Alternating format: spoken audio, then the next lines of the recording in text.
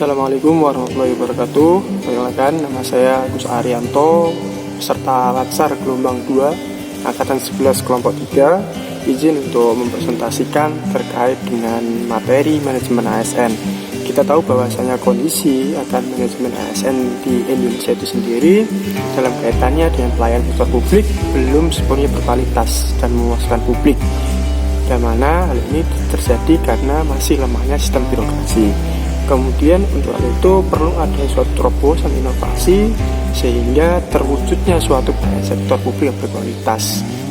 Dalam hal ini kondisi manajemen ASN yang diharapkan adalah profesional, berkarakter, dengan birokrasi berkelas dunia 2025. Untuk manajemen ASN itu sendiri merupakan suatu pengelolaan aparatur sipil negara untuk menghasilkan pegawai yang pertama yaitu tentunya profesional, memiliki nilai dasar, memiliki etika profesi, bebas dari intervensi politik, serta bersih dari praktek KKN, korupsi, kolusi, serta nepotisme.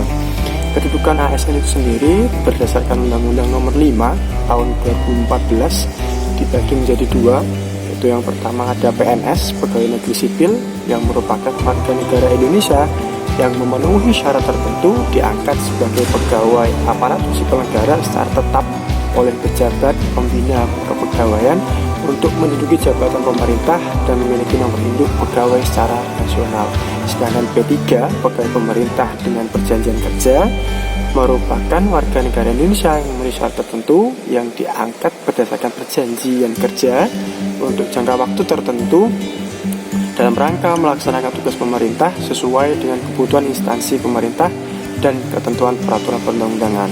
Kemudian untuk fungsi dan tugas dari ASN itu sendiri tentunya yang pertama sebagai pelaksana kebijakan publik, bagaimana kita bisa melaksanakan kebijakan yang dibuat oleh pemerintah sesuai dengan ketentuan peraturan perundang-undangan yang berlaku. Kemudian yang kedua ada pelayanan publik. Kita tahu bahwasanya seorang ASN merupakan seorang pelayan publik yang memiliki pelayanan publik yang profesional serta berkualitas. Dan yang ketiga yaitu perekat dan pemersatu bangsa. Bagaimana kita bisa mempererat persatuan dan kesatuan negara Republik Indonesia. Kemudian hak-hak apa saja sih yang diperoleh sebagai PNS? Untuk perbedaan PNS dan P3K hanya terdapat pada jaminan pensiun dan hari tua. Sedangkan hal yang lain seperti gaji, cuti, tunjangan, perlindungan, serta pengembangan kompetensi didapat di keduanya.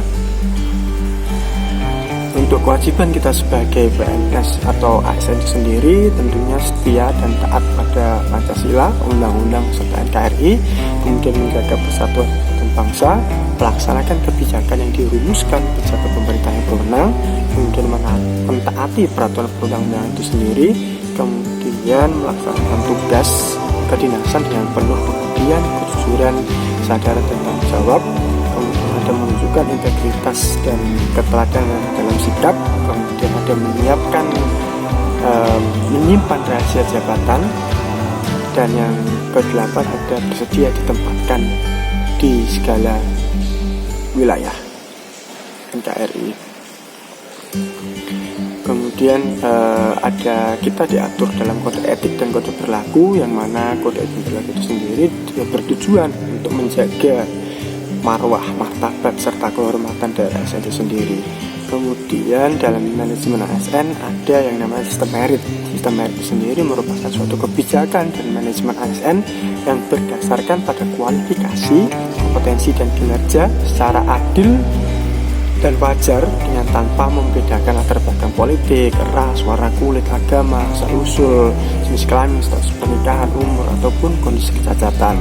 Di mana latar belakang sistem merit ini muncul ketika perlu adanya keterkaitan antara pengelolaan SDM dengan tujuan organisasi, kemudian praktek policy system dan inkompetensi dalam sistem rekrutmen dan seleksi pegawai, sehingga muncul adanya tingkat disiplin, etos kerja dan budaya ASN masih rendah. Kemudian struktur pegawai yaitu kualitas dan sistem ideal, di mana manfaat sistem merit sendiri bagi organisasi tentunya untuk mendukung keberadaan penerapan prinsip akuntabilitas, dapat mengarahkan sumber daya manusia untuk mempertanggungjawabkan tugas dan fungsinya serta instansi pemerintah mendapatkan pegawai yang tepat dan berintegritas untuk mencapai visi dan misinya. Kemudian manfaat dari sistem merit ini bagi pegawai tentunya untuk menjamin keadilan dan ruang keterbukaan dalam perjalanan karir seorang pegawai, dan mereka juga memiliki kesempatan yang sama untuk meningkatkan kualitas diri.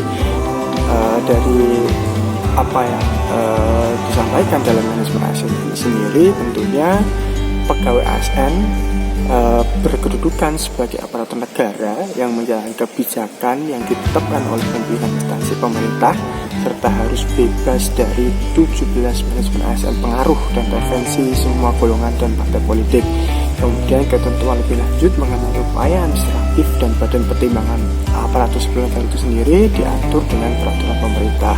Sedangkan manajemen ASN merupakan suatu pengelolaan ASN untuk menghasilkan pegawai ASN profesional, memiliki nilai dasar etika profesi, bebas dari intervensi politik, dan bebas bersih dari korupsi dan semua. Sekian apa yang bisa saya sampaikan dalam materi manajemen ASN. Kurang lebih saya maaf. Wassalamualaikum warahmatullahi wabarakatuh.